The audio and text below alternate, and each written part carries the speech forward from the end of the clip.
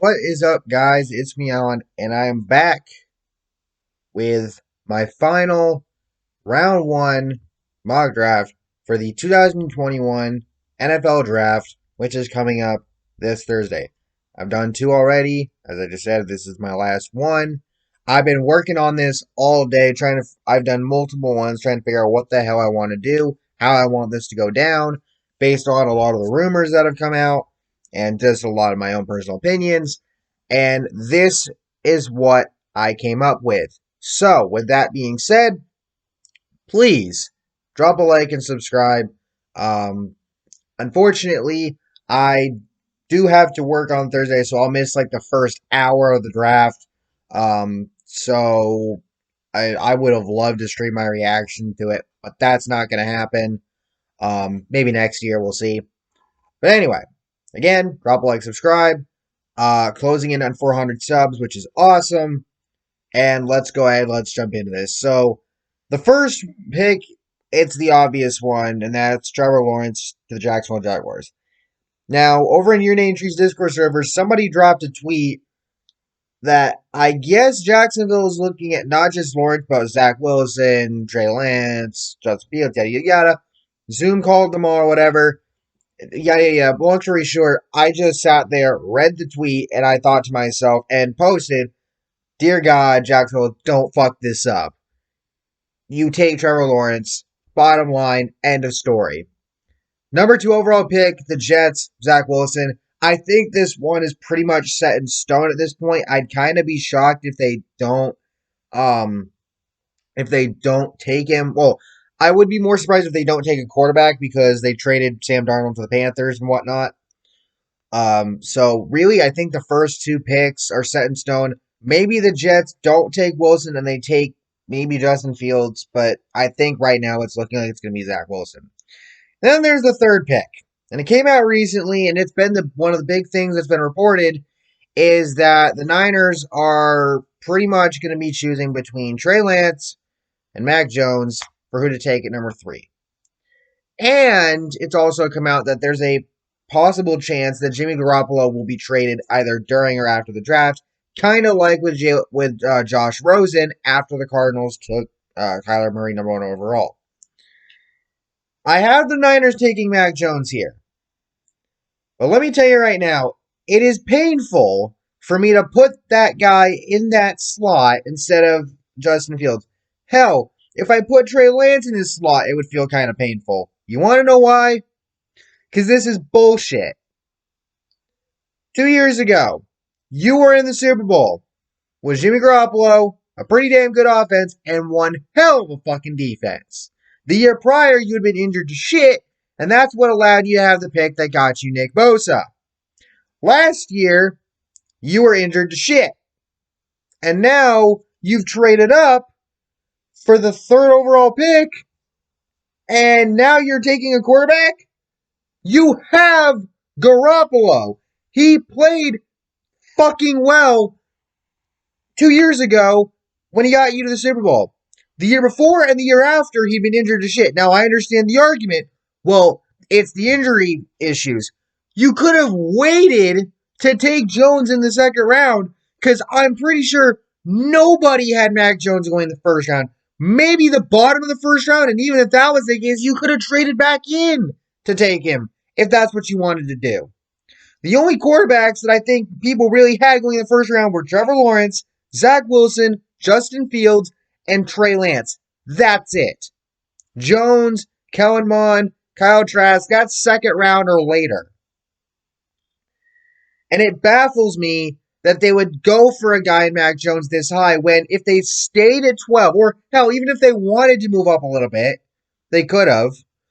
But you could have stayed at 12 and fucking gotten yourself, some offensive line help.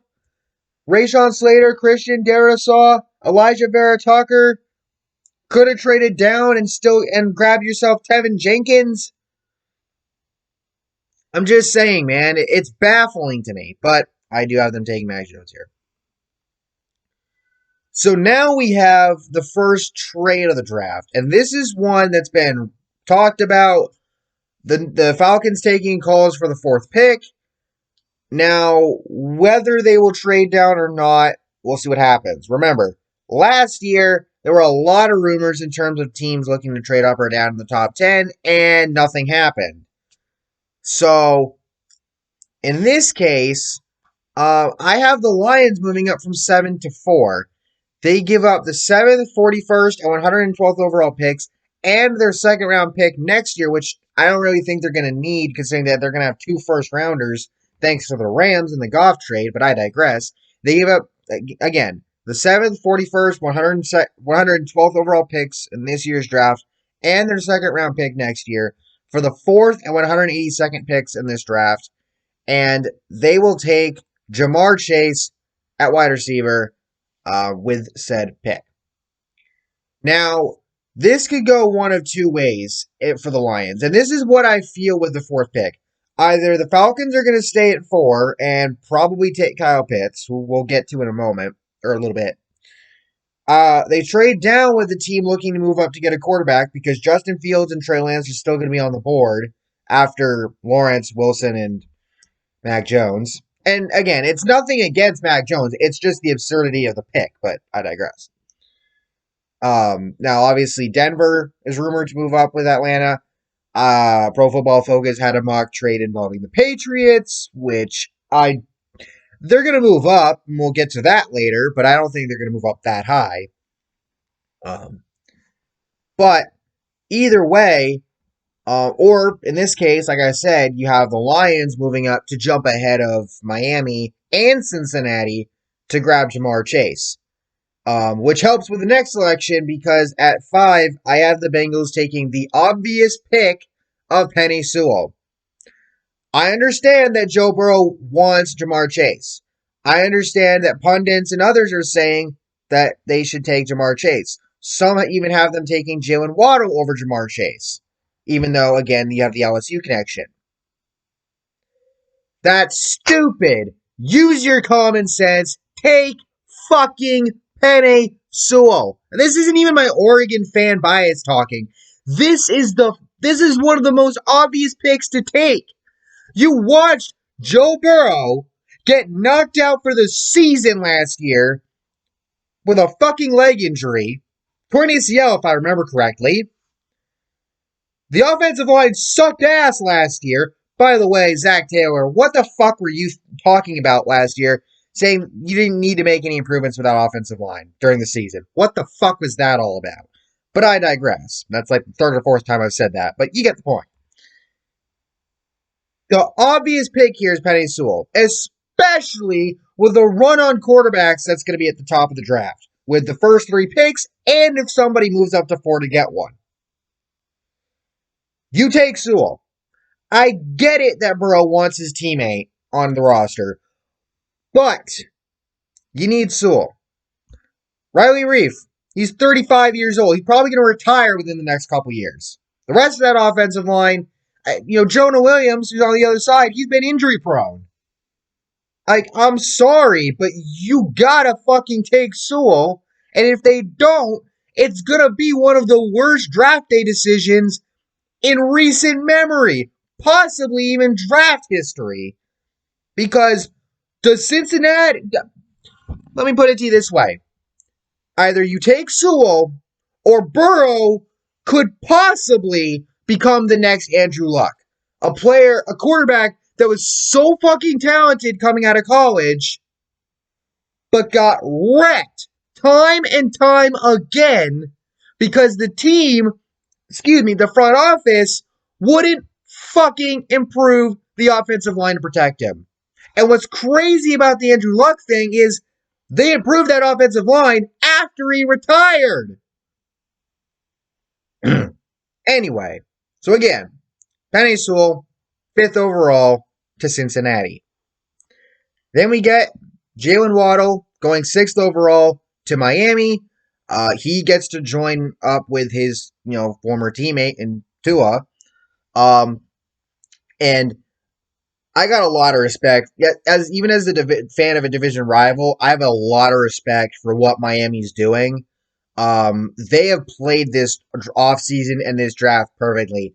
I was a little mind-boggled with the fact that they let go of Kyle Van Noy after they signed him last offseason, and today, um, they ended up trading Eric Flowers back to Washington, who, when he transitioned to being a guard over there, it allowed him to get his big payday with Miami, and now he's back in Washington. But as puzzling as that is, their decisions with trades and shit have been fucking amazing. Obviously, they had the third overall pick thanks to the Laramie Tunsil trade, along with Houston's picks last year, and they've moved down from 3 to 12 because San Francisco is quarterback desperate for some reason, and then they moved back up from 12 to 6 with Philly. And there's a very good chance they could trade down again. Keep in mind, they also have their own first round pick later in the draft. So Miami's got a lot that they can do here. I do have them staying at 6, though, and drafting Waddle. And yeah. Then we have Atlanta at 7. I think they're going to take Kyle Pitts either way, whether they trade down from 4 or if they stay at 4. I have them taking Pitts at 7. There has been this thing that's come out that the Falcons have taken calls about Julio Jones, although if that trade happens, don't expect to see it happen until after June 1st because of cap reasons. Do I think there's any legitimacy to it? I'm not so sure, but we'll see what happens. Then we have our second trade of this draft, and this involves my New England Patriots, of course. And I've been not necessarily adamant in the past, but I had not been as gung-ho about them moving up. I've honestly looked at them as possibly moving down. But right now, with the way things are looking, a trade up is very possible. And what's convenient about this is the Panthers are looking to possibly move down. And as of today, there was something I saw that came out where the Patriots and Panthers have been in talks to make a trade. So, I have the Patriots getting the 8th overall pick in exchange for the 15th, 46th, 120th, and 139th overall picks.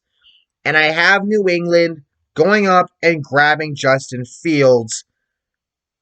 I mean, what else can you say here? The fact that he could fall this far and possibly, I mean, there are some people that think he could fall even farther.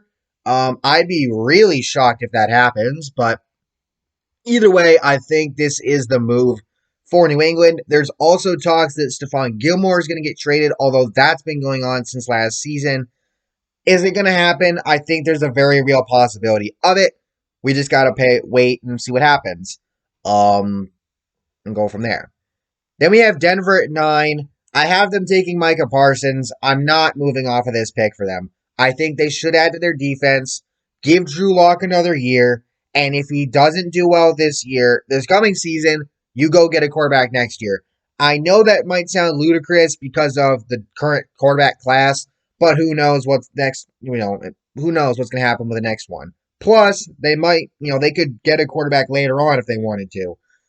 Remember, Drew Lock wasn't a day 1 pick. I believe he was a day 2 pick. And there are day 2 and 3 quarterbacks out there. Kellen Mond and Kyle Trask, among others. Dallas, I think this is another obvious pick. You got to go offensive line. Go get Rashawn Slater. Sean Lee just retired. You can probably fill his spot later in the draft. But you got to get offensive line help because that offensive line is not what it used to be. And with Dak's injury last year, you got to protect him. For the Giants at 11, I have them taking DeVonta Smith out of Alabama.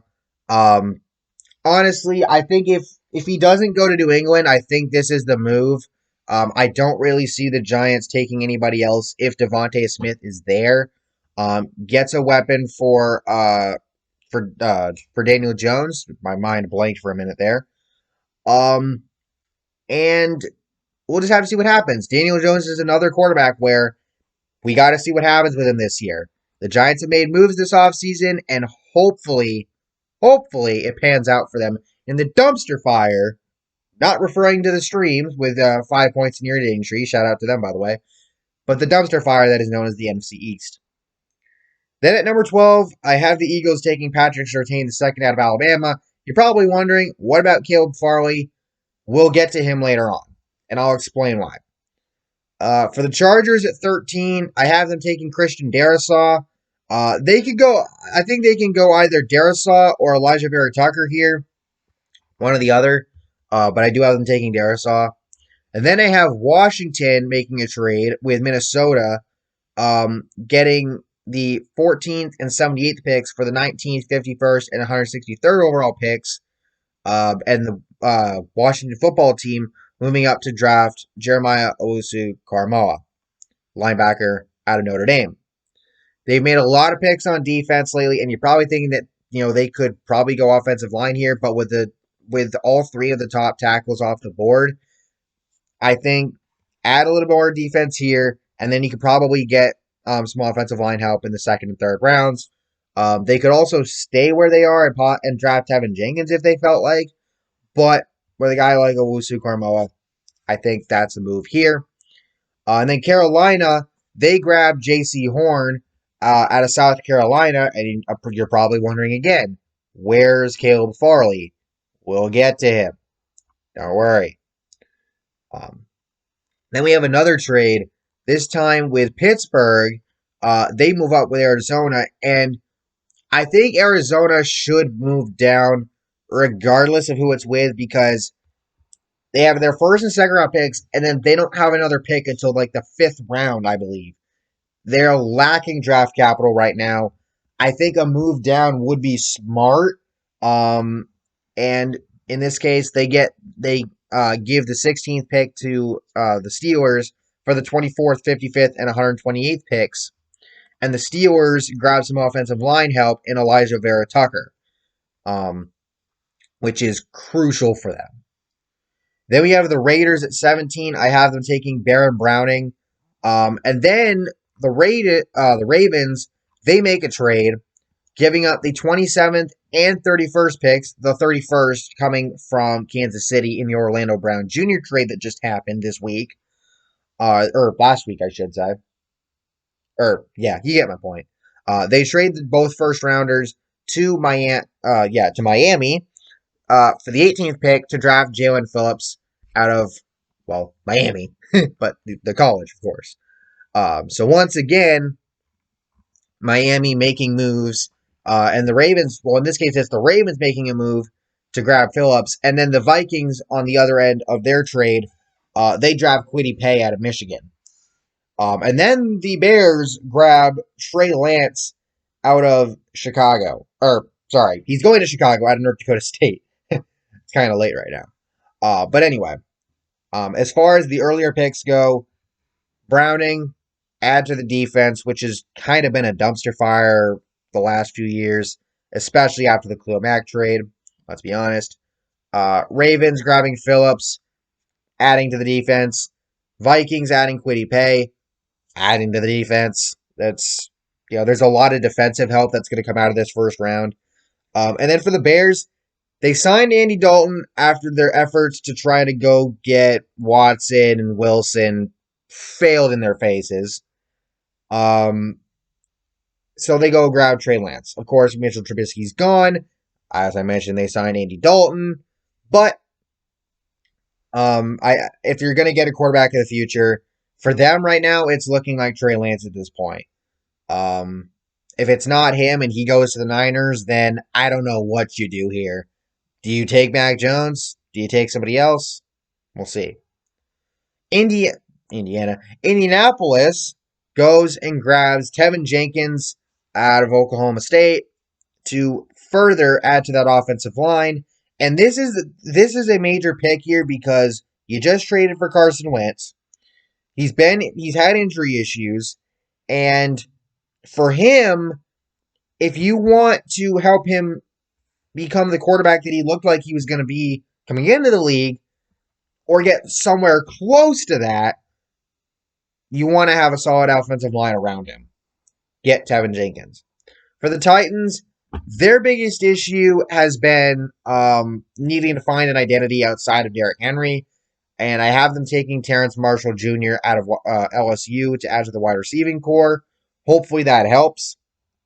Um, I toyed with the idea of them drafting Liam Eichenberg here, but I think they're going to wait till round two because I mean I'm not saying that one of these offensive linemen that could go around the bottom of the top of the first round is going to be another Isaiah Wilson situation, but I don't know if they want to go for that 2 years in a row after last year's pick flopped hard on them.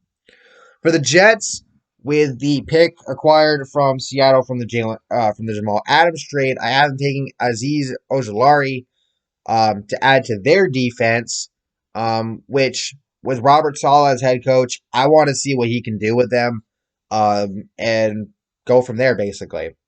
Um, for the Cardinals, after their trade, after moving down, they go and grab Zaven Collins out of Tulsa, to add to their defense. Um, I think they're another team that, and again, like I said before, they gotta move down in this first round. I mean, if they stay where they are, I can understand that, but not having draft capital for this draft, again, they have a first, second, and then don't pick again until the fifth. So they're missing out on the second half of day two and the beginning part of day three. Um, I think a move down to restock a bit of that draft capital will help them out, especially for day two. And also getting Zaven Collins here, I think, is a pretty good move for them as well. Then we have another trade, two more actually, for back-to-back picks. The Packers giving up the 29th and 135th picks to the Jaguars for the 25th pick, which was acquired from the Rams in the Jalen Ramsey trade. For the Packers to move up to grab Rashad Bateman at wide receiver. And then the Bills giving up the 30th and 93rd overall picks to Cleveland to move up to 26 to grab Travis Etienne out of Clemson, who, if Miami doesn't trade with Baltimore, Miami could very well take Etienne back up at 18. But I have Bateman and Etienne going here.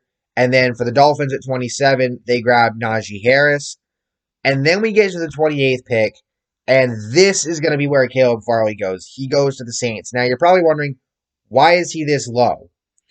Well, it's the injury history. And this has been a big thing that I've seen get mentioned on Twitter, is a lot of like the medical stuff is going to trickle in late.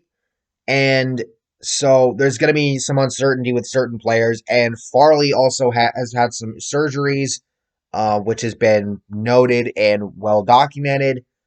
He actually had one recently, or not recently, but like, during the process of getting up to the draft and such. Um, he's a player that he should go in the top 10 or 15, but I think he's going to fall. I think he's going to fall more than Justin Fields is, and I don't think Justin Fields is going to fall that far. But Farley's definitely going to fall, and I think he's going to fall all the way to the Saints at 28. I think the Saints are going to take a chance on him. At this point, what do the Saints have to lose? Obviously, they're not going to be in the playoffs next year. Even with having Kamara and Michael Thomas, however, not having Drew Brees and, working between Taysom Hill and Jameis Winston, um, I just I just don't see the Saints going back to the playoffs, especially with the Bucks bringing everybody back. Um, you got to think the Falcons are going to try to improve, and the Panthers now having Sam Darnold. We'll see what that does. Plus the fact that the NFC West is a fucking gauntlet to go through. You'd think the NFC East is going to get better, and who knows what's going to happen with the North. Obviously, the Packers are going to run the show, but what about the other three teams? Excuse me. So I think for the Saints, one of your big needs is corner. Go get Caleb Farley, and he could very well become the steal of the draft as far as the first round goes. But again, the injury issues are something to be concerned about. For the Jaguars at 29, after they moved down from 25, I have them as the ones grabbing Liam Eichenberg to add to that offensive line to protect their new quarterback in Trevor Lawrence. I'll be interested to see where Gardner Minshew gets traded to, if he gets traded. I feel like if a team doesn't get a quarterback that may want to get a quarterback, um, then they could go out and trade for Minshew. Denver would probably be the top option there. If New England doesn't get Fields, then maybe them, but we'll see. For the Browns, I have them taking Gregory Rousseau, who I think they would have taken with their original pick if they don't move down. Miami with the 31st pick, they go and grab Cameron McGrone, linebacker out of Michigan, which would probably fill the Kyle Van Noy slot, which, again, I don't understand letting him go. Maybe outside of cap reasons, but even then, like, you just signed him last year. I don't know. And then for the Buccaneers, they go and grab Landon Dickerson as the final pick of the first round to add to their offensive line after bringing everybody back. The Bucs really don't have much to do here. For some reason, wide receiver is listed as their top need when they have Mike Evans, Chris Godwin, Scotty Miller, and may or may not be bringing back Antonio Brown after everybody else they've already brought back and bringing in the likes of Giovanni Bernard, among others. So, as far as the draft goes, again, that's my final, final mock as far as the first round goes. There's still going to be some really good players left on the board. Trevon Moehrig, Kadarius Toney, Greg Newsome II, who could very well go in the first round. Dylan Radnews, Javonte Williams, Levi Muzuriki, who could very well also go into the first round. Rondale Moore, Jalen Mayfield, Jason Owe, Javon Holland, Jabril Cox, Joseph Asai. There's a lot of players that can still go that may not go in the first round that very well could go in the first round, depending on how this all shakes out. I think there's going to be a huge interest to see who trades with who. If some of these rumors come out to be true and shit about teams wanting to move, who gives up what. Certain players, again, like Stephon Gilmore possibly being out there. Um, just There's just a lot to look forward to with this draft. And I think it's going to be one of the most exciting drafts that we've had in a while. And I think there could be some major steals and major blunders depending on what happens. Again, there's a lot of quarterback hungry teams in this, going into this draft. And some of the ones that I don't have taking one, Denver, Washington, even though they brought in Ryan Fitzpatrick, I mean, it's Ryan Fitzpatrick. I would laugh if Chicago moves up to grab Lance, even though he could very well fall to them. Um, I mean, I'd laugh if Green Bay made a meme move and either traded Jordan Love or drafted another quarterback in the first round, which I don't think either of those is going to happen. But there was a rumor that they would trade Jordan Love to New England, which I'm pretty sure is fake, but we'll see. But anyway, with all that being said, thank you all for watching. Hope you all enjoyed. Let me know your thoughts down below. And with all that being said, we'll just have to see what Thursday brings. So again, thank you all for watching. Hope you all enjoyed. And if you did, please drop a like, subscribe for more content like this. And I will see you all next time. Peace.